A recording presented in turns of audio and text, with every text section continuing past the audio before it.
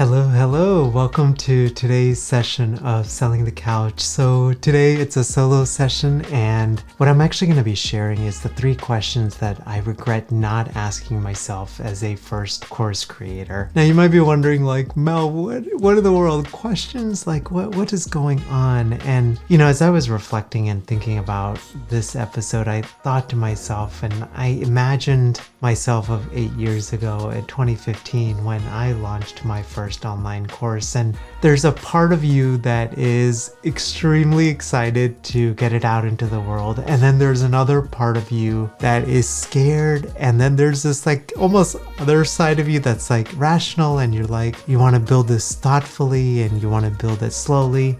This tension, I think, is one of the hardest things to navigate as course creators, because it's part of you that wants to build fast, and then this part of you that wants to build thoughtfully. And today I wanted to again just share the 3 questions that I wish that I had asked when I first started and launched my online course. The very first thing is, do I want a strip mall or a skyscraper? Now, the first time I ever heard this idea of strip malls versus skyscrapers was in a session with Nathan Barry, who's the founder of ConvertKit, and Jay Klaus, who's the founder of Creator Science. And I've never heard it described this way, but I just thought this idea of a strip mall just made so much sense. But basically, there are 2 ways to build an online business or a creator business. So the number 1 model is what's called a strip mall. Basically, you have multiple products or services that collectively bring in income. So this is, I think, what we commonly think of when we think of passive income streams and multiple income streams. There's also a second model, which is called a skyscraper. So this is basically a single scalable offer. The most common tends to be like software products, but masterminds, which is what I'm doing, can be another example of this.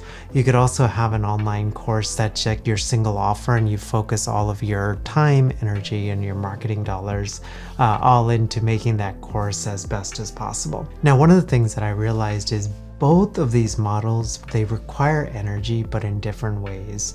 And when I thought about like passive income as a course creator, I had this image of a strip mall. And over the past few years, I've actually gone from a strip mall model to a skyscraper model. So as I record this currently, what we have is we have one single flagship offer, which is our online course Mastermind for Therapists. And then I have my own digital course, my Healthcasters podcasting course, which is a podcasting course for therapists as well. And I've kind of noticed a few things, and I just wanted to share them with you. So first of all, with the strip mall model, the benefits obviously include income diversification. So you're not putting all of your proverbial eggs in one basket. There's also this unlimited creative potential, right? Because you can create an online course, you can create multiple online courses, you can do multiple offerings, you can do retreats. There's just a lot of like creative energy that you can really channel in quite amazing ways. Now, the challenges of this strip mall model is, again, this is stuff that I have learned, and it's just been my experience, and I wanted to just share them open honestly with you. So the first one is, it takes time and money to market each product that you have. There's this myth in the online space that anytime you create a product, it kind of runs on autopilot. It's a myth that I fell into, that passive income requires like 0 maintenance in terms of either time or money, and that's like the furthest thing from the truth. The second thing is, it's easy to confuse potential students with multiple offerings. So if you've got an online course, you've got a mastermind, and then you're running a retreat, or you're running a conference, or you're doing intensives, I think folks that are specifically interested or learning more about you, especially in the early stages, they can get really confused about exactly what it is that you're offering. The third thing is, you likely have to hire a team as you have more products and services. So this was one of the biggest tensions that I ran into, which was, on one hand, our team had gotten up to about 5 folks. So everything from virtual assistant to a bookkeeper to someone that was helping us with our podcast editing, to websites, to helping us maintain our websites and all of these different things. And yet I realized that if we were to grow bigger, I really needed for example, like a dedicated salesperson, a dedicated person to manage our communities, and thought long and hard about the type of business what I wanted. For me, what I wanted to do was optimize for lifestyle versus just revenue. And so I settled on, just sort of focusing more on a lifestyle business. There's also a YouTube video that I'll link to here where I, basically shared, it's called Why I'm Done Building a $1 million a year business. Even though we had the infrastructure to do that, just sort of realizing some deeper things about life and what I really wanted to optimize for. But, just practically what this means is you just have to account for it. Again, the skyscraper versus the strip mall model, there's not one right model to do it. I think the most important thing is ultimately to ask what it is that you want to optimize for and what season of life that you want to optimize for. Especially for me, the skyscrapers seem to make sense because, we've got a young kiddo at home and I want to be an active dad, and it just seemed really hard to mentally be present when I've got like multiple things going on with my business. It just seemed a lot easier. I was focusing on one thing. So the second model is, again, the skyscraper. The the benefits include 100% of your time and resources to one product. So I've heard, side note on this, I've seen some folks that have true skyscraper models, and then I've also seen folks that have, which is what I'm doing, which is like one sort of single scalable flagship offer, but then you also have like one max two kind of usually digital courses kind of on the side. The second reason is you just have more mental bandwidth, and I alluded to this just a few moments ago, but one of the things that I realized as I was building a strip mall, now before we had a child, I think it was a little bit different, but once I became a dad, it just became a lot easier, became a lot harder to manage and responsibly build and serve existing members through our various products. And practically there were moments where, I was not working and I was supposed to be very present with my partner, with our child. And I noticed that my mind kept drifting and going to business related stuff. And I just thought to myself, like, Mal, this isn't really like a sustainable model. And so how are you going to do this differently? The third benefit is you can stay lean-ish, and I call it lean-ish, right? Meaning that, one of the things, as I record this, I'm 8 years into my entrepreneurial journey, and one of the things that I realize is I really like managing a small team, and I like the fact of having what I call a lean and mighty team. And the main benefits to that is we can really focus a lot of our energy on one thing. We can be very agile in terms of if there are new opportunities that are coming up, things like that. I don't need to go through whole chains of command and change out multiple layers of infrastructure, all of that kind of stuff. Now, obviously, a skyscraper model brings its own challenges as well. The biggest challenge is all of your eggs are pretty much in one basket. Now, what I'm kind of working through and navigating, and I think this is actually a good model, is so we have, our online course Mastermind for Therapists is our main flagship product. We have our Healthcasters course as a one-off course, and then I do very limited one-on-one consulting. And that sort of three-prong approach seems to be working pretty well for me. So it does kind of diversify a little bit, but still the primary emphasis is on the flagship offer. And then the second challenge to a skyscraper model is you're leaving potential income on the table, right? You've got, there may be some opportunities that come up just because you want to focus on that single offer. You ultimately have to say no to. And again, it's not a bad thing, it's just something to account for. So the second sort of point I want to mention is do less, right? And this is a question I've really struggled with as an online course creator for the past 8 years now, which is, where do I focus my marketing? Amit Kalamtri says this wonderful quote, which says, you can be extraordinary in anything, but not in everything.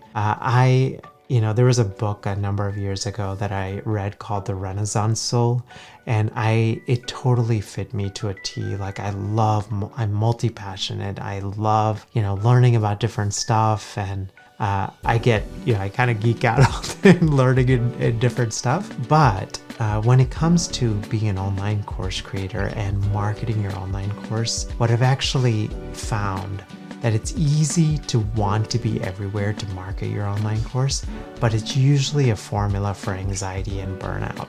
Again, this is just my humble opinion of what has worked for me.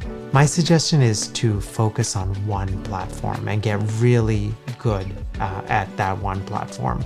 I focused for 7 years on podcasting, and we've grown the STC podcast from literally 9 downloads, 4 of which were my own device. So really 5 downloads on day one to, as I record this today, to over 1.6 million, which is amazing. But I think a big reason why it grew so successfully is because I didn't try to be everywhere all at one time. I actually tried that in the early days of the podcast and I quickly burnt out, and I'm really glad that I kind of went through a season of burnout because it made me realize that there's such power in focus. And my recommendation is focus on one platform, create a system where you can last longer on that platform than 99% of others. Then move to another platform if you want. Now, you might be wondering, Mel, what in the world, where should I focus my energy? And when I'm even thinking about these social media platforms, because it seems like every day there's a new one popping up. So the way I think about it is I focus on platforms that grab attention for an extended amount of time and where I can drive traffic to an email list. So I'm just going to repeat that one more time because I know that was a mouthful. So I focus on platforms that grab attention for a long amount of time and where I can drive traffic to an email list. Now you might be wondering, why in the world? Much like in the therapy room, when we're working with a new client, right? Trust, ultimately, it takes a time to build, right? Trust and rapport takes time to build, right? It usually starts on that first call, and then it builds in that first intake session, and then subsequent sessions, it continues to build, right? I think sometimes we forget that as we enter the online space, that, trust works in the same way. It just takes time to build, right? That's primarily the reason that in this season, especially with a young child, I don't focus on sort of, on platforms that create shorts or that are scrolling type. Now, LinkedIn is the exception for us currently. And the main reason I'm using LinkedIn is to kind of build out my network, but also to get quick data in terms of, information, for example, like these videos or podcast episodes. And for me, with, being a dad and having a young child at home, my time is super limited. So I would rather create long form content that's easy to find online, that's searchable, and that compounds over time. So some examples of things that meet this criteria are podcasting, YouTube, because again, YouTube is owned by Google. And podcasting is really interesting because it's just taking off. There are a ton of companies getting invested in it. YouTube actually recently made the decision to really invest in podcasting. So if you look on your YouTube app on your phone or on your tablet, there's actually a section for videos. And so what they're really, for podcasts. And so what they're really emphasizing is this transition to what they're calling podcasts is basically video interviews or video solo sessions as well. The third one I really like is blogging, again, for sort of the SEO benefit. The third and final tip, the question that I would ask as a first-time course creator is, how can I validate my online course? This is what I learned the hard way that most people do not tell you online, is because there's a big emphasis on creating a successful course and the lure of building a successful course. So, I will help you build an online course in 60 days, whatever, right? But again, this is based on my experience being a course creator and now teaching our colleagues to do this, that the secret to an online course or a successful online course is actually validating it with paying students each step of the way. So this is excellent news for any of us that are willing to play the long game. And I know that's all of us, because all of us know that this world of this online space, you have to be just so cautious and careful with it. What has worked for me is when I started my podcasting course, I launched the STC podcast. Within a couple of weeks, there were colleagues that were reaching out to me via email, and they were like, Mel, like, how are you doing this podcasting thing? Can we consult with you? So I charged $200 to do some one-on-one paid consulting. Again, this was not a scalable thing, right? Because I was, again, trading time for income.